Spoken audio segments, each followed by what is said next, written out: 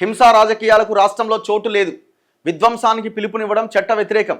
సమాజాన్ని అశాంతి వైపు నెట్టేందుకు కుట్ర. బీఆర్ఎస్ నేత బాల్క సుమన్ వ్యాఖ్యలపై కేంద్ర మంత్రి కిషన్ రెడ్డి ధ్వజం. బాల్క సుమన్పై చర్యలు తీసుకోండి. డీజీపీకి కాంగ్రెస్ నేతల ఫిర్యాదు. మరి ఏం చేస్తారు? మళ్ళీ అరెస్ట్ చేసే అవకాశం ఏమైనా ఉందా? ఆయన చాలా దారుణంగా మాట్లాడిండు. మళ్ళీ నిన్న ప్రెస్ మీట్ పెట్టి నేను అట్లా అనలేదు, నేను పోరాడమని చెప్పినా, నేను ఇంకా పోరుబాట పట్టమని చెప్పినా, అన్ని డ్రామాలు. మళ్ళా కోసిపారేయండి, పట్టాలు కోసిపారేయండి, సింగరేణి ఆఫీస్ తగలబెట్టండి అంటే ప్రభుత్వ ఆస్తులను తగలబెట్టమంటోడు తీవ్రవాదితో సమానం. తీవ్రవాదులే చేస్తారు కదా ఈ పని. దాంట్లో మళ్ళీ అమాయకులైన ఆ పార్టీ కార్యకర్తలని బలి చేయాలనుకున్నాడు. ఎంత అన్యాయం ఇది! అమాయకులైన ఆ పార్టీ కార్యకర్తల్ని బలి చేయాలనుకున్నాడు. ఇప్పుడు ఒకవేళ పార్టీ ఆఫీస్ తగలబెడితే జైలుకు పోయేది ఎవరు? ఆ పార్టీ కార్యకర్తలు. అంటే ఎవరు నాశనం కావాలా? ఆ పార్టీ కార్యకర్తల కుటుంబాలు నాశనం కావాలి. నువ్వు మాత్రం ఇంట్లో అంటావు, నువ్వు నీ నాయకుడే బయటికి రారు, వాళ్ళు మాత్రం సింగరేణి ఆఫీస్ తగలబెట్టాలి, పట్టాలు కోసేయాలి. రైల్వేకి సంబంధించిన దాంట్లో క్రైము ఎంత భయంకరంగా ఉంటుంది తెలుసా? ఒకవేళ అది కనుక కోట్ల చుట్టూ తిరగడం ఎంత భయంకరంగా ఉంటుందో. ఆ కేసులు అంత ఈజీగా క్లోజ్ అయ్యే అవకాశం ఉండదు. చాలామంది తెలంగాణ ఉద్యమంలో ఉన్న వాళ్ళకి ఆ రైల్వే కేసులకు సంబంధించిన అది ఆ మెంటల్ ఇది తెలుసు వాళ్ళకి. రైలు రోకోలు చేసిన వాళ్ళ మీదనే కేసులు పెడతారు. పోయి పట్టాలు కోసేస్తే అది ఎంత పెద్ద క్రైమో తెలుసా? పట్టాలు కోసేయడం అంటే ఆ రైల్లో ప్రయాణిస్తున్న వాళ్ళ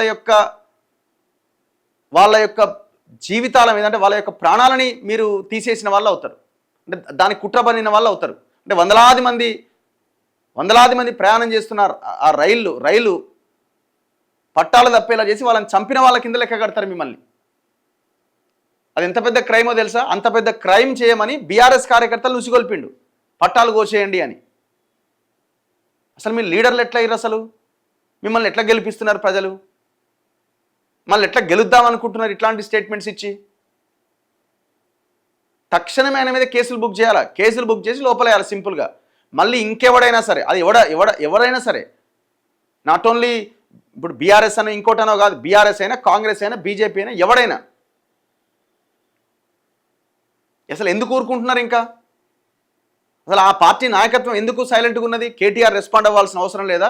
ఇట్లాంటి వ్యాఖ్యలు ఎవరు చేయొద్దు, సంయమనం పాటించాల్సిన అవసరం ఉంది, శాంతియుతంగా మనం పోరాటం చేయాలని ఆ పార్టీ వర్కింగ్ ప్రెసిడెంట్ ఆ పార్టీ క్యాడర్కి చెప్పడా?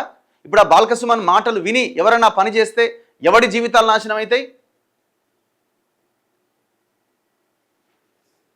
మీ సెన్సేషన్ కోసం, మీరు వార్తల్లో నిలవడం కోసం మీరు పోండి జైలుకి. ఇప్పుడు రైలు పట్టాలు కోసేస్తే రైలు వస్తే ఎవరి జీవితాలు కథమవుతాయి? సింగరేణి ఆఫీస్ తగలబెడితే ఎవరి డబ్బులతో మళ్ళీ దాన్ని రీకన్స్ట్రక్ట్ చేస్తారు దాన్ని మళ్ళీ ప్రజల డబ్బులే కదా. తెలంగాణలో హింసా రాజకీయాలకు స్థానం లేదు అని కేంద్ర మంత్రి కిషన్ రెడ్డి స్పష్టం చేశారు. ప్రభుత్వ ఆస్తులను ధ్వంసం చేయాలని బహిరంగంగా పిలుపునివ్వడం చట్ట వ్యతిరేక చర్య. ప్రజల కష్టంతో నిర్మించిన సింగరేణి వంటి సంస్థలు కాలబెట్టాలని సూచించడం తెలంగాణను అగౌరవపరచడమే అని, తెలంగాణ ఆర్థిక వ్యవస్థపై దాడి చేయడమే అని ఆగ్రహం వ్యక్తం చేశారు. మిలిటెంట్ యాక్టివిటీ చేయాలంటూ బీఆర్ఎస్ నాయకుడు చేసిన వ్యాఖ్యలు అత్యంత ప్రమాదకరమైనవి. బాల్క సుమన్ను ఉద్దేశించి ఒక ప్రకటనలో మండిపడ్డారు. సదరు వ్యాఖ్యలపైన ప్రభుత్వం వెంటనే కఠిన చర్యలు తీసుకోవాలి. యువతను రెచ్చగొట్టడం ద్వారా సమాజాన్ని అశాంతి వైపు నెట్టే కుట్ర జరుగుతోంది. ఈ ఘటన బీఆర్ఎస్ రాజకీయ స్వభావాన్ని బయటపెట్టింది. అధికారం కోల్పోయిన తర్వాత బీఆర్ఎస్లో అసహనం పెరిగిపోతోంది. సమాజంలో భయాందోళనను సృష్టించి రాజకీయ లబ్ధి పొందాలని ప్రయత్నిస్తోంది. బాధ్యతారహితంగా వ్యవహరించే నాయకులను, సమాజంలో అశాంతిని సృష్టించే పార్టీలను ప్రజలు తిరస్కరించాలి. తెలంగాణలో శాంతి, అభివృద్ధి, బాధ్యతాయుత రాజకీయాల కోసం బీజేపీ నిబద్ధతతో పనిచేస్తోందని తెలిపారు. ఇంకా అదొక లైను. బాల్క సుమన్ సంఘ విద్రోహ శక్తి బల్మూరి వెంకట్, ఆయన్ను అరెస్ట్ చేయాలి. సుమన్పై చర్యలు తీసుకుని డీజీపీకి కాంగ్రెస్ కంప్లైంట్ చేసింది.